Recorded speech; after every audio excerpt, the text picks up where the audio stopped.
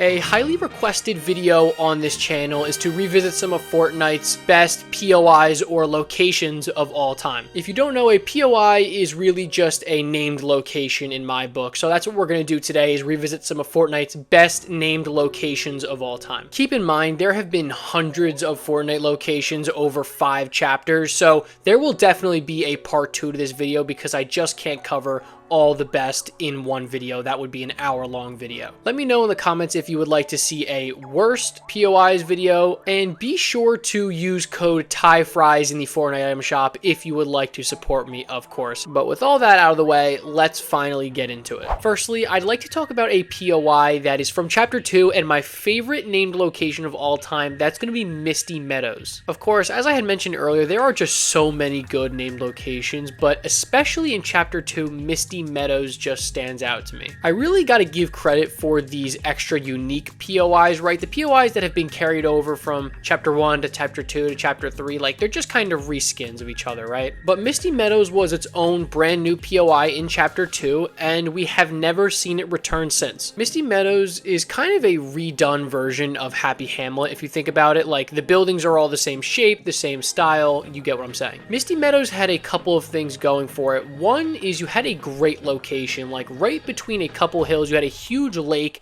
to fish if you wanted to, and then the actual POI itself was absolutely massive. There were a ton of chests. The chests were mostly easy to get to, and it was a pretty highly contested POI, so if you wanted to fight people, you could come here, you know, fight 2 or 3 squads and come out with some really solid loot. I think Misty Meadows is a pretty widely loved POI, so I don't think it'll be a big surprise that it's on this list, but again, I do think it is one of the best named locations of all time, and I really wish they would bring it back. Please bring back Misty Meadows. Next, let's talk about one of the first POIs ever introduced into Fortnite. That's going to be Retail Row. This is not a surprise to anybody watching this. Retail Row is a classic location on the Fortnite map. From the day that Fortnite launched, we had Retail Row. It's just an amazing location. I really don't have much to say. It's known to be one of the best locations. There's a reason why it came back in Chapter 2 and, you know, even more time since then. I also like how Retail Row has gotten like its little changes over time. We saw now, albeit a bad change, but in Season X where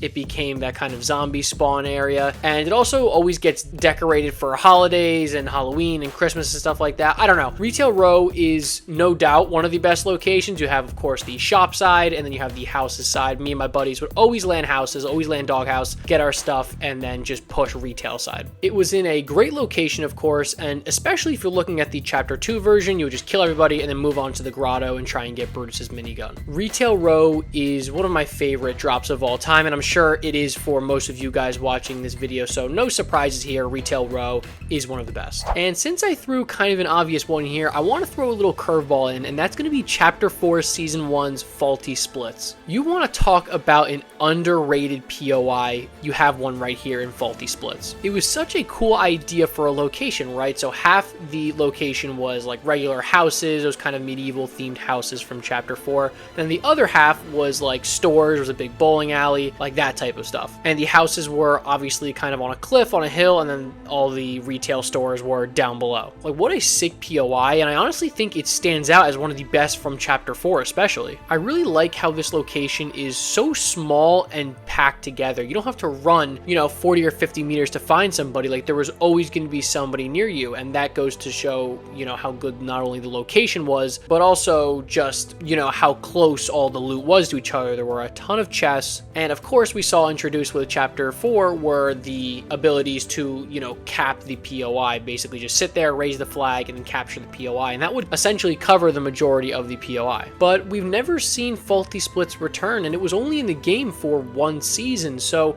I think that this needs to come back at some point. I mean, it only got 1 season and we haven't seen it since. I know it's a sneaky one, but Faulty Splits is really, really good and deserves some love on this list. Next, let's talk about the thumbnail, potentially the reason why you clicked on this video. That is going to be Stark Industries. Wow, just what a location. If you guys remember, this didn't even launch with the season, Chapter 2, Season 4, of course. This was a part of the biggest mid-season update we've ever seen. Not only just the Stark Stark Industries location, but also the like beautiful orange trees and how it was like lifted above the entire island was so cool. I missed this part of the map so much. It was such a cool idea. I can't emphasize enough how beautiful this part of the map looked. But in terms of the actual POI, you had the Stark Industries chests, of course. You not only had a vault, you had multiple mythics there from Iron Man himself. You had the brand new Stark Industries cars that were just flying. I mean, they were,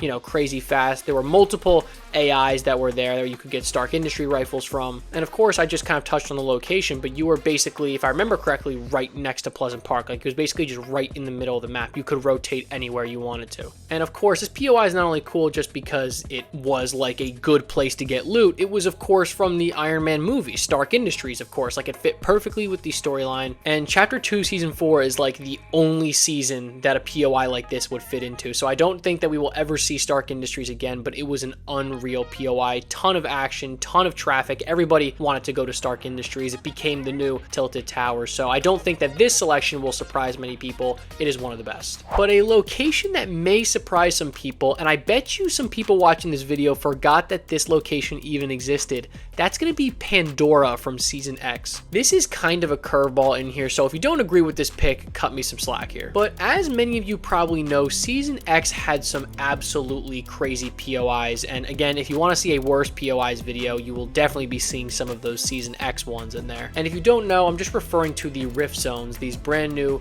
POIs that came in that all had a little quirk to them. But Pandora was part of the whole Borderlands collab, and as soon as you entered the Rift Zone, you got that Borderlands style artwork. I don't know how to explain it, but if you played or if you know Borderlands, you know exactly what I'm talking about. All the chests in the location, all the buildings, everything was set up to be just like you would find it in a Borderlands game. And if I remember correctly, Pandora is like kind of the home of Borderlands, that actual series. So this was kind of a big deal, especially if you were a Borderlands fan. But even for somebody like me who is not a fan of that franchise, I still really enjoyed this POI. It was super unique. You could tell that they really put a lot of hard work into making this POI. And also, let's just talk about real quick, Cash from Pandora, one of the most forgotten items of all time, literally did nothing on the entire map. I don't know why it existed, but if you remembered Cash, let me know down below, because I just remembered recording this. But I think it is certainly one of the coolest locations of all time, but it actually played really well. Again, a lot of foot traffic. You kind of see what makes these POIs good. They're kind of popular locations, good places on the map for rotations, and good amount of loot, and this checks all those boxes. Pandora was really good. And staying in the desert biome, let's talk about Paradise Palms. Paradise Palms is widely regarded to be a top 5 or top 10 at the very worst location of all time. And let's be real, Paradise Palms is just a desert version of Tilted Towers. That's just what it is. And if you were to ask me, I would actually prefer to drop at Paradise Palms instead of Tilted Towers. I think Paradise is a lot less crowded than Tilted Towers, and while I do love dropping places with a lot of people, sometimes Tilted can be just too crazy, almost impossible to survive even if you have 8-9 kills. So Paradise is almost just kind of a little bit of a dimmed down version of Tilted Towers, but I really like it for that. The only real way that you can kind of knock Paradise is basically the location. It is kind of in that like bottom kind of corner of the map all alone. But when I used to drop Paradise, I would drop Paradise, loot up, kill some people, get a ton of loot. This had so many chests here, I can't even explain it. It had to be 30 to 40 chests here, and then you could just rotate right into retail. Again, this is one of those that I don't think is going to surprise anybody. Paradise Palms is absolutely one of the best locations of all time. And I had just alluded to it, but you knew it was going to be somewhere on this list. The last, but certainly not least, that is going to be Tilted Towers. I could honestly probably make an entire YouTube video just on the history of Tilted Towers, but it is probably the best location of all time in the eyes of many people. When Tilted Towers was introduced, it just became the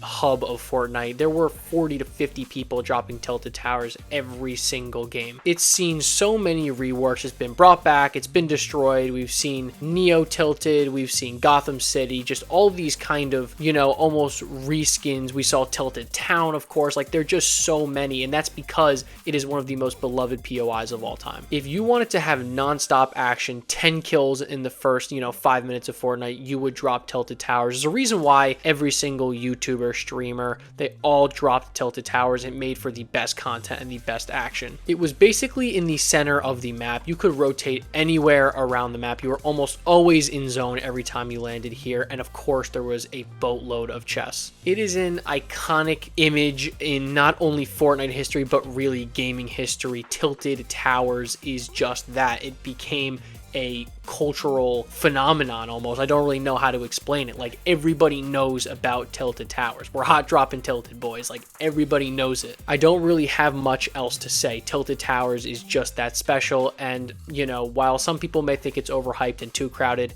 it is probably the best location of all time. So that's it, guys. That is my list for some of Fortnite's best POIs of all time. Again, let me know if you'd like to see a part 2, because there are so many great ones that I missed on this list. So I know some people are going to have some thoughts on that in the comments below. Let me know if you'd like to see some of Fortnite's worst locations of all time, because there are so many of those as well. With all that being said though, like, comment, subscribe, and I will catch you guys in the next one. Peace.